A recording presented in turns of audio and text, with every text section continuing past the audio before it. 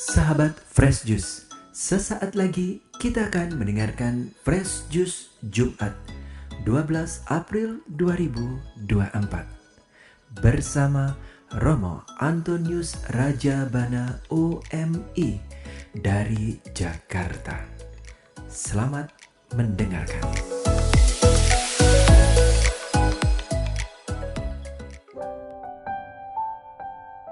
Para sahabat Fresh Juice yang terkasih, hari ini hari Jumat pekan kedua Paskah, gereja mengajak kita untuk mendengarkan firman Tuhan yang berkisah tentang Tuhan Yesus yang memperbanyak roti dan memberi makan begitu banyak orang. Bagaimana kisahnya? Mari kita mendengarkan Injil hari ini yang diambil dari Injil Yohanes bab 6 ayat 1 sampai dengan 15. Inilah Injil suci menurut Yohanes. Dimuliakanlah Tuhan.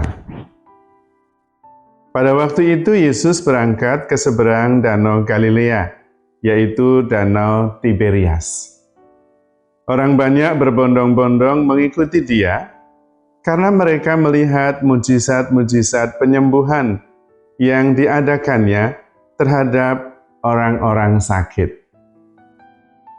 Yesus naik ke atas gunung dan duduk di situ dengan murid-muridnya. Ketika itu Paskah, hari raya orang Yahudi, sudah dekat. Ketika Yesus memandang sekelilingnya dan melihat bahwa orang banyak berbondong-bondong datang kepadanya, berkatalah ia kepada Filipus, "Di manakah kita akan membeli roti sehingga mereka ini dapat makan?"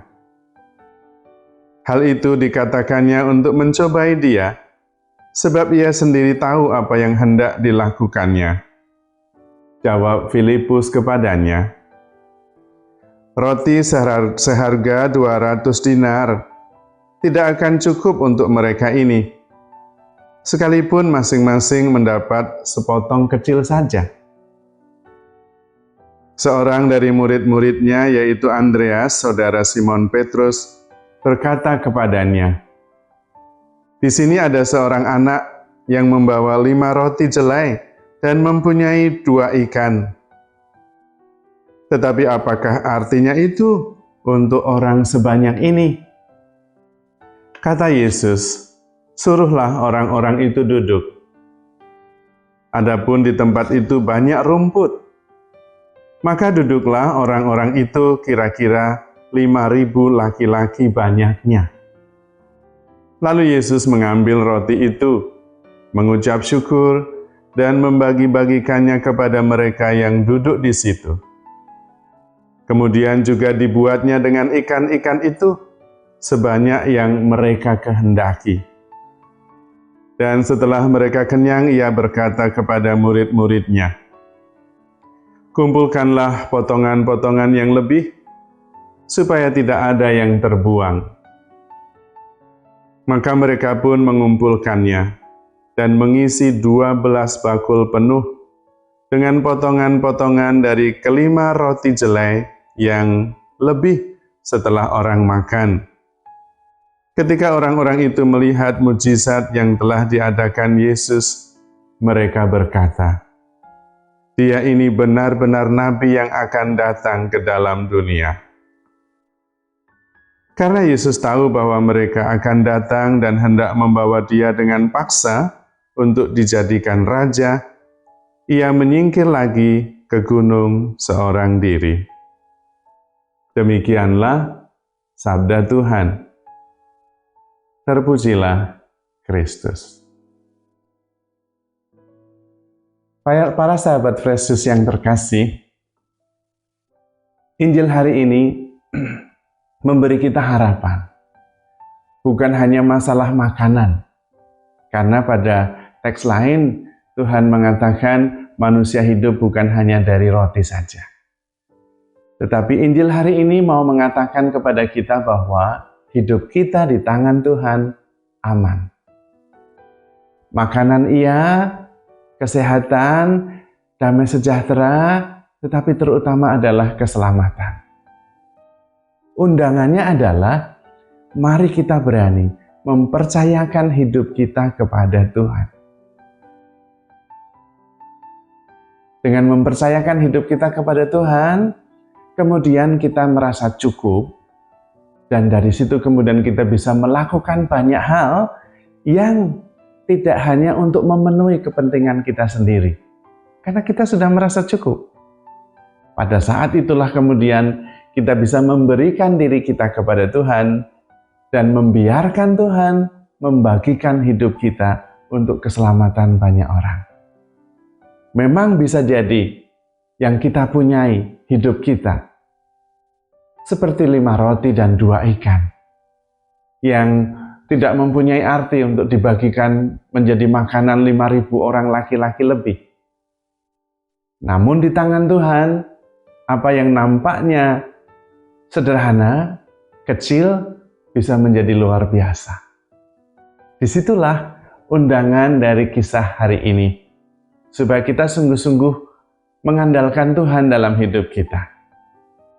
Dan tidak lagi perlu memikirkan tentang diri kita sendiri.